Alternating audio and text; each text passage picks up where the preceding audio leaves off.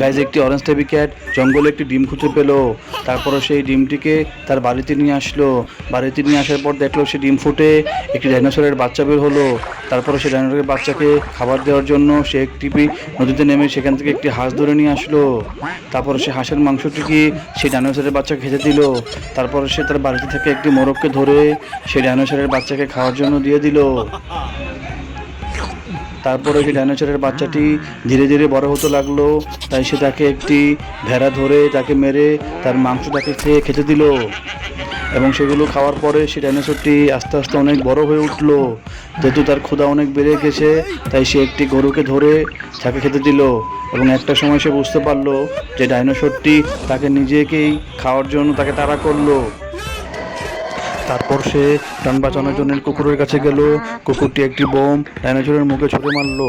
এতে ডাইনোসরটি মারা গেল। তারপর সে অনুশোচনায় ভুগতে থাকলো যে আমি যাকে খাওয়াইলাম সে আমাকে মেরে ফেলতে চাইলো, এই বুঝে সে আত্মহত্যা করতে চাইলো। তারপর সে বুঝতে পারলো এটা একটি স্বপ্ন ছিল। যখন তার ওয়াইফ তাকে ঘুম থেকে টেনে তুললো। গাইজ ভিডিওটি ভালো লাগলে চ্যানেলটি সাবস্ক্রাইব করে লাইক কমেন্ট শেয়ার করবেন।